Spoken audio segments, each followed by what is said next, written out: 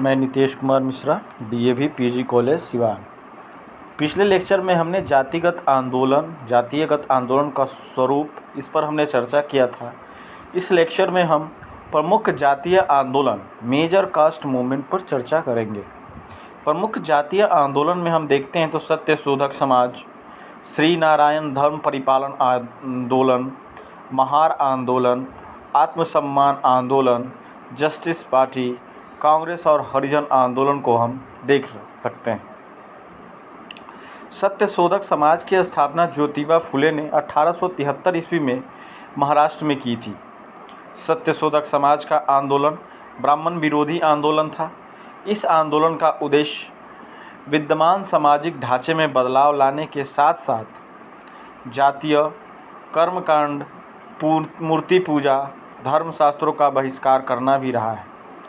निम्न जाति के लोगों एवं स्त्रियों को शिक्षित करना, उन्हें उनके अधिकारों के प्रति जागरूक करना का प्रयास इस आंदोलन की महत्वपूर्ण भूमिका रही। अपने क्रांतिकारी विचारों के प्रसार के लिए ज्योतिबा फुले ने गुलामगिरी तथा सार्वजनिक सत्य धर्म नामक पुस्तक की रचना भी की। उन्होंने दीनबंधु नामक पत्र भी निकाला। दूसरा जो सुधारवादी प्रमुख जातिगत आंदोलन रहा है वो श्री नारायण धर्म परिपालन आंदोलन हुआ है, जिसे SNDP मूवमेंट भी कहा जाता है। नारायण गुरु इसके नेतृत्व करता रहे हैं। यह आंदोलन का लोकप्रिय नाम एझवा आंदोलन भी रहा है। यह केरल की एझवा जाति द्वारा शुरू किया गया आंदोलन था। पारंपरिक रूप में निम्न श्रेणी की यह जाति नारियल की खेती से जुड़ी हुई थी। इस जाति के सदस्यों को मंदिर एवं सार्वजनिक जगहों में प्रवेश की मांग को लेकर यह आंदोलन आरंभ हुआ था। सन 1920 में इसका संबंध गांधीवादी राष्ट्रीय आंदोलन से स्थापित हुआ। कालांतर में इसमें साम्यवादी का प्रबल समर्थन हम देखते हैं। तीसरा जो महत्वपूर्ण आंदोलन रहा है वह है महार आंदोलन। 19वीं शताब्दी में महाराष्ट्र के अछूत महारों द्वारा चलाया गया महार आंदोलन का नेतृत्व गोपाल बाबा मावलंकर ने किया है। उन्होंने स्वयं को क्षत्रिय घोषित करते हुए सेना एवं सिविल सेवाओं में अधिक नौकरियों की मांग की। इसके बाद सन 1920 में इसका नेतृत्व डॉक्टर भीमराव अंबेडकर के द्वारा किया गया। इस आंदोलन के अंतर्गत तालाबों, मंदिरों, सार्वजनिक परिसंपत्तियों के उपयोग की मांग के अलावा महारों द्वारा गांव के मुखिया के घर पारंपरिक रूप से किए जाने वाला सेवा कर्म महार वतन को समाप्त करने की मांग की गई। ऐसा माना जाता है कि अंबेडकर के सामाजिक सुधार राजनीतिक अभिप्राय से जुड़े थे। उन्होंने दलित के सामाजिक आर्थिक मुद्दों को राजनीतिक स्वरूप प्रदान करने के लिए भी संघर्ष किया। गांधी जी एवं कांग्रेस की नीतियों से अलग उन्होंने दलितों को सामूहिक पहचान देने का काम किया। उन्हें राजनीतिक शक्ति के रूप में भी सशक्त करने का भी अंबेडकर ने काम किया है।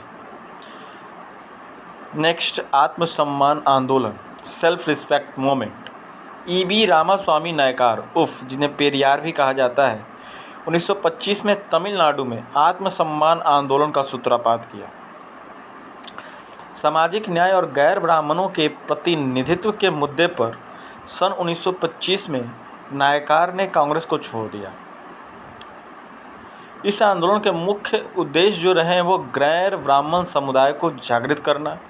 इसकी पृष्ठभूमि में धर्म ग्रंथों के उन सिद्धांतों को अस्वीकार किया गया है जिससे सामाजिक विषमता बढ़ती है और गैर सवर्णों एवं स्त्रियों के दशा खराब होती है। इस तरह इस आंदोलन ने धर्म के विरुद्ध तो लड़ाई लड़ी ही, साथ ही साथ तार्किक आधार पर समाज के पुनर्गठन की वकालत भी की। नायकार ने महिलाओं के दमन का विरोध तथा उनकी दशा में सुधार के लिए भी प्रयास किए हैं, किंतु सामाजिक आधार पर यह आंदोलन गैर ब्राह्मण वर्ग के लोगों तक ही सीमित रहा और यही आंदोलन की सबसे बड़ी कमियां भी रही हैं।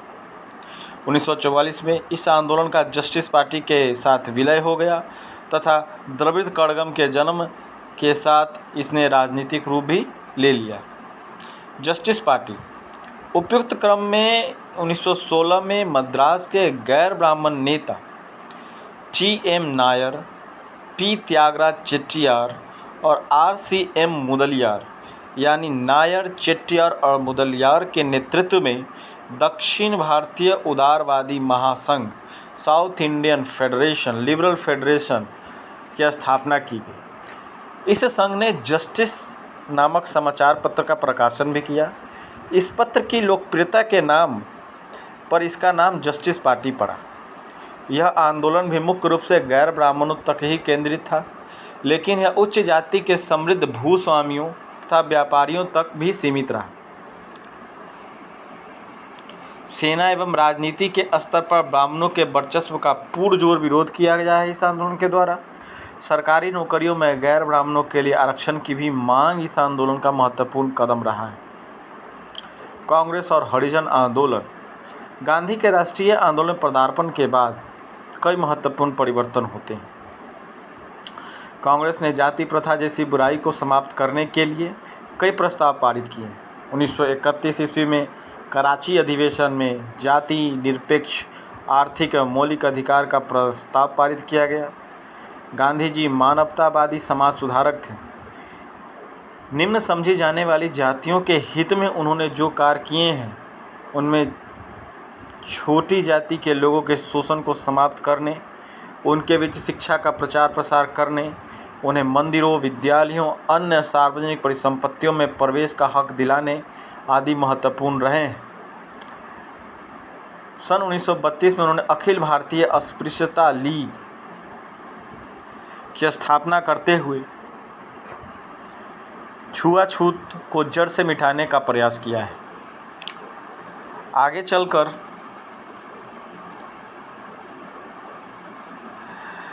उन्होंने इसका नाम हरिजन सेवक संघ रखा, यानी अखिल भारतीय अस्पृश्यता लीग का नाम बदलकर अखिल भारतीय जो अस्पृश्यता लीग थी उसका नाम बदलकर उन्हें हरिजन सेवक संघ कर दिया। गांधी जी ने हरिजन नाम से एक पत्रिका को भी प्रकाशित किया, जिसमें प्रतिमाह उन विद्यालयों, मंदिरों और कुओं की सूची जारी की जाती थी जिसमें अछूतों के प्रयोग हेतु खोल दिए गए हैं। गांधी जी ने हरिजनों के लिए जो कार्य किया उसे कभी राजनीतिक रंग देने का प्रयास नहीं किया गया। अपने सुधार कार्यक्रम में उन्होंने वर्णाश्रम व्यवस्था पर प्रहार को शामिल नहीं किया है, जिसमें उनकी आलोचना भी की जाती है। उन्होंने राष्ट्रवाद के संदेश को हरिजनों तक पहुंचाने एवं सामाजिक एवं राष्ट्रीय कार्यक्रमों में सक्रिय भूमिका निभाने के लिए भी प्रेरित किया है। वाद विवाद व तार्किक विश्लेषण कुछ भी निष्कर्ष निकाले, इतना तो निष्पक्ष रूप से सर्वमान्य है कि गांधी जी के हरिजन अभियान का उद्देश्य हिंदू समाज का शुद्धिकरण रहा है। इस प्रकार हम देखते हैं कि जो प्रमुख जातिगत आंदोलन थे, चाहे वो जस्टिस पार्टी आंदोलन हो, चाहे महार आंदोलन हो, चाहे सत्यशोधक समाज हो, श्री नारायण धर्म परिपालन आंदोलन हो, आत्मसम्मान आंदोलन हो या कांग्रेस और हरिजन आंदोलन हो, सबने कहीं ना कहीं अस्पृश्यता को दूर करने का, मंदिरों में प्रवेश दिलाने का, सार्वजनिक स्थलों के उपयोग का उपयोग करने का, इन सब की वकालत की है। आरक्षण की बात कही गई, नौकरियों में उनके प्रतिनिधित्व की बात कही गई। इस तरह उनके उत्थान की ही इन सभी जो आंदोलन हुए हैं, जितने भी सामाजिक आंदोलन रहे हैं, इनकी ही वकालत करते रहे। धन्यवाद।